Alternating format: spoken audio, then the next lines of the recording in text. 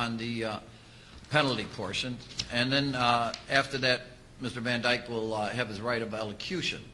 Following that, I'm going to take a very short break, and then I'm going to render my judgments concerning the charges in this case and also the appropriate penalties. Thank you. All right. At this time, yes?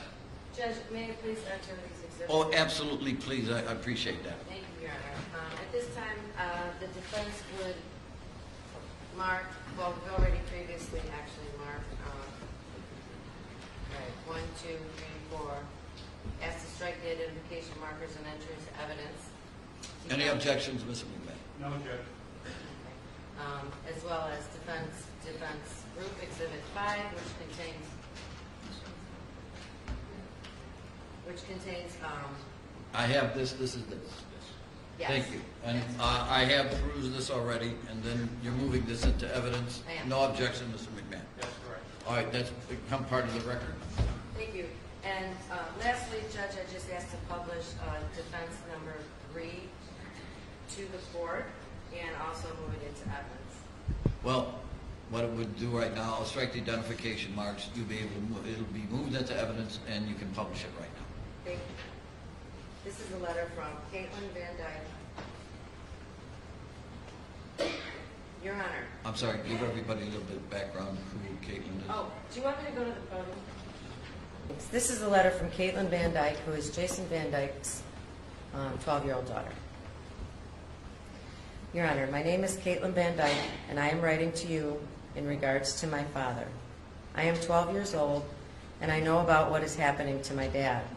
For the last 4 years, my family has had our lives turned upside down because my dad did his job.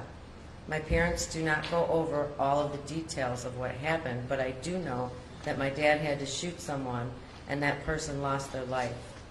My dad has been a policeman my entire life, and I have always been proud to say my dad is a cop when people ask me. I know the difference between right and wrong, and am being raised with love and respect for myself and others. I have always been taught the police are good people who are just doing their jobs trying to keep our city safe. I've been bullied at school about what has happened. Kids come up to me and say that my dad is a murderer. That hurts so much when people say that to me. My dad is not that. I have had nightmares and trouble sleeping because my dad may have to go away for a long time. I can't concentrate at school because of what is happening to him. My dad loves me and my sister and my mom and is a kind person. I love my dad more than words can say.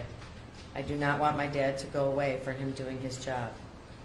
We have already been affected so much.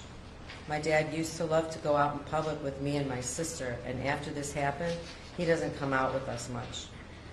If he does, he's always changing how he looks so that no one can recognize him, so that we don't get hurt because people do not like what he did. My dad would never let anything happen to us. We spend as much time together, and he takes me to my dance classes and basketball games. He encourages me to try new things, and I enjoy something I am a part of. He makes sure that I commit to what I am doing and have fun. He also makes sure that I am a good person and student. We go to church together and pray together. We like to help Sister Maria Paulina in our church. My dad is my everything. I want him to see me grow up and do well in school and make him proud. My dad and my family are really hurting, and I think that we have heard enough. I beg of you to think of my sister and I when you make your decision. I need my dad in my life. Caitlin Van Dyke. Thank you very much.